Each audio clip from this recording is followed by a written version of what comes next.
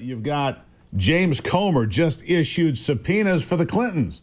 I mean, this is like entertainment every place I look, and I know my next guest might have a little smile on his face. Mark Meckler is the co-founder and president of the Convention of States. He was actually going to stop by and talk about the IRS swamp scandal. We'll get to that. Mark, welcome to the program. But good golly.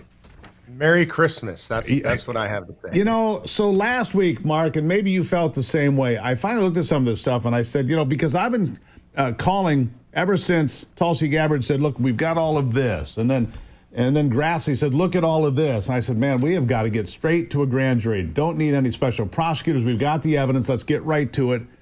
And they're doing it. And I thought to myself, for the first time, people could actually go to prison for committing actual crimes that are serious. Mark, what are your thoughts? Yeah, look, I've been waiting for this for a very long time. It's always frustrated me, and I've kind of come to ignore congressional committees and subpoenas and all that stuff because I just knew there were going to be no consequences. And so when all this stuff started coming out, that was my only question is, this is interesting, it's theater, but will there be consequences? And if there aren't, then frankly, I think the process itself is destructive because it sets expectations. But now it looks like there actually might be consequences. I agree with you. I think they're going to impanel that grand jury in Florida, which means you'll get an actual impartial grand jury instead of some crazy DC grand jury. It looks like some people may actually pay a price for wrongdoing, and that's a great thing for the Republic. Yeah, it really is, you know, and I don't know how far it's going to go, and it's going to be very divisive. Of course, you know, you watch MSNBC, you watch Chicken Noodle News if you have to, and they're talking about Epstein. This is just a distraction from Epstein. There's no evidence here. No evidence? Are they kidding? What do you mean no evidence? Tulsi Gabbard laid it out. Chuck Grassley exposed it all. The annex, you know, the burn bags. The Kash Patel and his team at the FBI found in a secret room in the back somewhere. Evidence, we've got literally sacks full of evidence, don't we? We do, and you know, the media that you're quoting, these are the same people that told us that the Russia collusion hoax was real, that the Steele dossier was real, that this was all some sort of crazy conspiracy theory, that any of this stuff was cooked up. So these are people who've lied to us literally now for many, many, many years. The fact that anybody listens to them anymore shows what kind of a bubble they live in, and I think that bubble gets smaller by the day. You know how they always used to say, the walls are closing in on Donald Trump?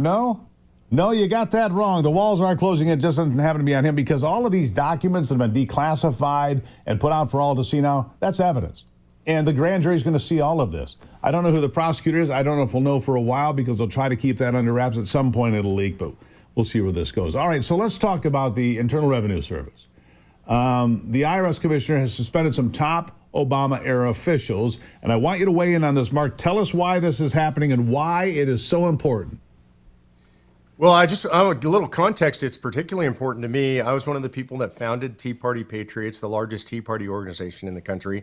I watched a lot of my colleagues around the country get targeted by the IRS, abused by the IRS, audited by the IRS because they were Tea Party folks or constitutional folks. And Lois Lerner was at the head of that, this exempt organizations division. She sadly is now retired, living on a full government pension and never paid any price for this.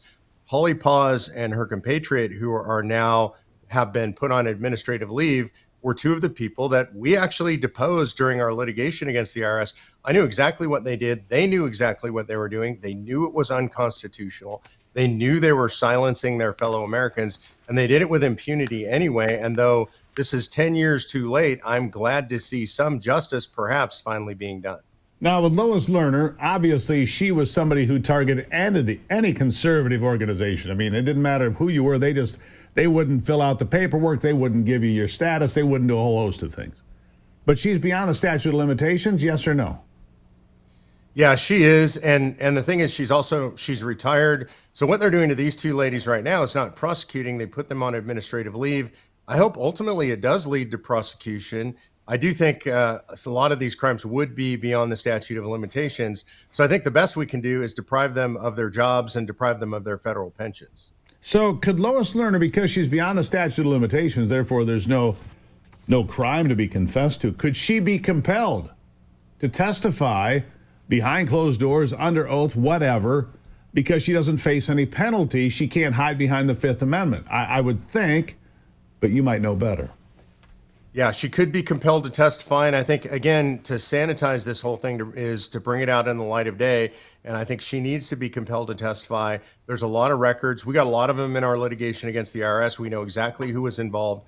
All of these people should be forced to testify publicly, and they should be forced to tell the whole truth. If we don't do that, then the IRS will never be cleaned up. And frankly, I don't think the IRS will ever be totally cleaned up anyway. I think we need to restructure our tax system and get rid of the IRS. Yeah, I agree with that. I think a flat tax is something I've agreed with ever since Steve Forbes came out with that. How many decades ago was that? I've agreed with it then. I agree with it now. Look, integrity in our institutions is is what you're touching on here, Mark. And I think that is, you cannot overstate how important that is. And that's why everything we've talked about here today, the Pam Bondi putting together a grand jury, James Comer sending subpoenas to Bill and Hillary Clinton and others, holding Lois Lerner accountable, whether or not we can prosecute her. But the only way you return integrity and put faith back in the institutions of this country, whether it's the FBI, the IRS, or a host of other alphabet agencies, is to hold people accountable, including prosecutions. Agree or disagree? I absolutely agree. And this is a fundamental problem in our republic right now is people don't trust the institutions for good reason. We've seen the proof over and over across way more than even a decade, but certainly my 15 years in politics, I don't trust the institutions. And the reason is there's a 2-tiered or 3-tiered system of justice, especially if you're a powerful, connected Democrat. If you do things wrong and those things target conservatives, not only do you not get punished for those things, you generally get rewarded. If you're in the next administration, you'll go on to a higher position. One thing that most people don't know about Lois Lerner is she got in trouble previously in another part of the administration for targeting Christians. And for doing so, she got elevated and moved up in the IRS, just took a job in another part of an administration. So what we need to do is make sure that these people pay a price. They should be shamed. They should pay a societal price. They should be paid criminal prices, maybe civil fines. But I think one of the most important things we can do is drag them out in public and make them tell the truth. Let me ask you this, Mark.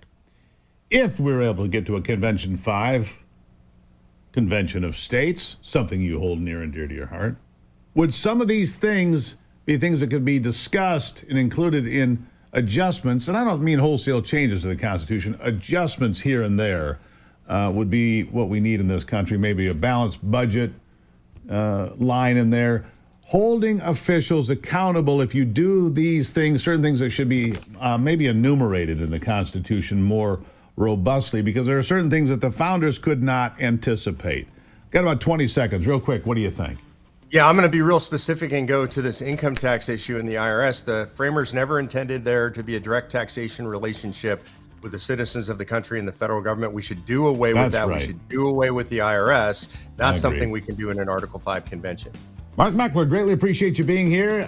Great conversation. We'll talk soon. Thanks, Steve. This is Steve.